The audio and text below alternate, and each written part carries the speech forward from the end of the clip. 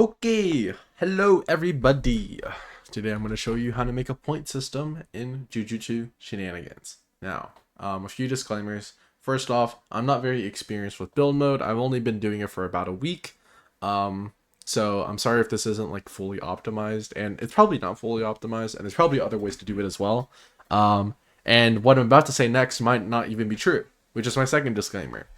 You need dummies for this system to work, which means, unfortunately, every single time you join the server, or each time you want to redo the game for whatever you're doing, you're going to have to put the dummies back, which means that there needs to be someone, like, manually overseeing the games each time, right? Yeah, sorry. I don't know how else to do it. So, you'll kind of see there's a lot of stuff going on here. For now, just focus on this stuff. This is for later, okay? But basically what we're doing here, as like, this is just like a little test that we're doing. I actually have like a whole game that I've been spending some time on, and I have a different condition for gaining like quote unquote points. But basically these lights are supposed to be points. If they're on, then you got the points. And then once you get the points, you win, right? So what I'm gonna do is put the dummies down here. You kind of just use these as like variables. I don't know if that makes sense. I'll kind of explain my logic later. So if there's something that's like not optimized, you can just like, do the optimization. But the idea is whenever you do this touch block, I named it goal because it's like, it's supposed to be like a soccer game mode, just as an example, right? And whenever something enters this touch block, which, oh, okay. I didn't think it would work if I was in free build. I'll go ahead and put that back, but you saw what happened there, right? I entered the touch block, right? I got the goal, right? That activates this damage block. And then after, how did I turn this light on? It's a little complicated, but basically I have this touch block that shows that the dummy in here is dead, right? If the dummy is no longer in there, it'll activate this not gate, which is like the only way to do this. So once it shows, hey, there's no dummy in here, it'll turn on this light, and it'll stay permanently on until I put another dummy in there, which is why you don't need this little flip thing to be on. You don't need it. So that's that, right? This next part's a lot more complicated because you'll notice that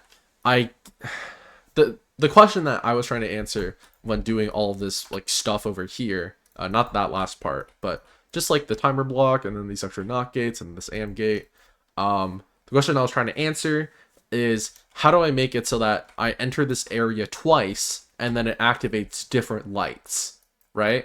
And the answer was to use this AND gate. You'll see that when I enter this touch block, it'll also activate this timer block.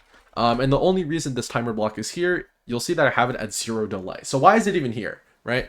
The reason is because I want this touch block to activate two different things. So first off, it sends a signal to any ID with goal, and then this one sends a ID to anything with do it again, right? I'm not sure if I showed off all the IDs here. Yeah, I'm pretty sure I did. So, just so you know, like, these IDs, you don't really need to replicate them, as long as they're, like, the same. As long as this one's the same as this one, and then this one's the same as this one, and then this one is the same as this one, you get the idea, right? So, yeah. Theoretically, you could just, like, you could just make, like, 2 touch blocks, and then just do it again, right? Like, you could do that. You could. This is just here, just to show, right? And also, it's the way that I do it because my system relies on when a dummy is no longer in the touch block, then that's like the condition for you getting a point. So it's a little different. I did it this way because I wanted to. But anyway, whenever you get a goal, it's always going to turn on this timer block, and this AND gate will require 2 inputs. Now, where is the second input coming from? It is coming from the first point. So you have to score the first point in order to get the second one. That is the reason that all of this works. And if you want to keep doing it over and over again, you'll see over there, like I did the exact, you can, like, I've tried this before. you replicate this over and over and over again. It will keep working. Okay.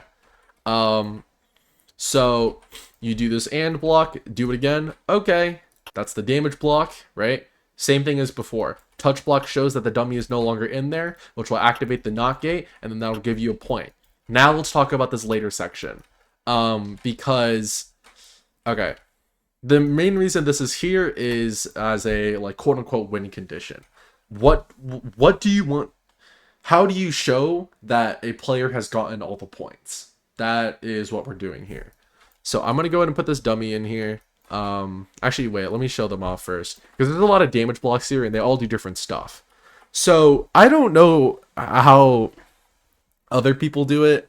I've tried doing a bit of, like, I tried making, like, a weird system where, like, the dummy, like, falls over and over again, and they keep getting damaged. But basically the idea, the idea that I had is just, what if you keep healing and damaging the dummy over and over and over again, and each time you get a point, it damages it for more, right? So the idea is that, like, once you get enough points so that you do more damage than it heals, then the dummy will just die. And then we'll say, hey, dummy's not there, we win, boom, right? Now how do you do this? What I did was, it's actually not, like, super complicated. So I'll just, like, break it down. The first thing you need to do is to have this not gate. You need this. You'll see that there's no input ID, but there's an output ID. Basically what this is for is that it is a constant signal, which is why it is called constant. So, you can do this for, like, it's a very, versatile thing that you can do, because as long as you have this not gate here and it has no input ID, and then it just has this output, it'll always be signaling. So if I go in here, I will automatically gain this max HP, right? And that's what this is. This is giving you 200 max HP, which is why it looks like I'm at half, but I'm not. I just gained 100 max HP. Yeah, because it sets mine to 2. Well, I guess it wasn't, I don't know. Because I was at 125 actually, and then it set it to 200, so I actually gained 75 max HP. Whatever, it doesn't matter, right? Nobody cares. But the two constant things here are, when I summon this dummy, it gets set to 200 max HP, right? And then after that, it gets healed for 300 a second. That's what this negative 300 means, because negative damage is healing. Now, what number do you want to set this to? That depends on how many points you want. From what I can tell, like, if you just did, like, -3, and then this was, like, 2, right? And then this was 1, and then this was also 1. That would also work as well. We'll actually test it right now. But the idea is that you heal up for 3 every single tick, okay? Now, this could be any number above, like, what we're doing now, right, is 2. It could be any number above 2. Or sorry, any number below -2, right? Because it's a negative number. But basically, each time you get a point, it's going to deal 1 damage per tick. And once you do 2 damage per tick, it will just kill the dummy straight up, right? Because you only have 2 max HP. So I'll go ahead and show that off right now. I'll show this off as well. So you see I enter this block. I already showed it before, but the dummy goes here. I get my point. Once the dummy disappears, I go in again. It dies again. And I get another point, right? So now I'll go ahead and show off how the damage, like, heal system kind of looks. So you kind of need to do from higher up. Like, you can move this down if you want to. It doesn't really matter. It's just here to illustrate that, like, it's a one-time thing.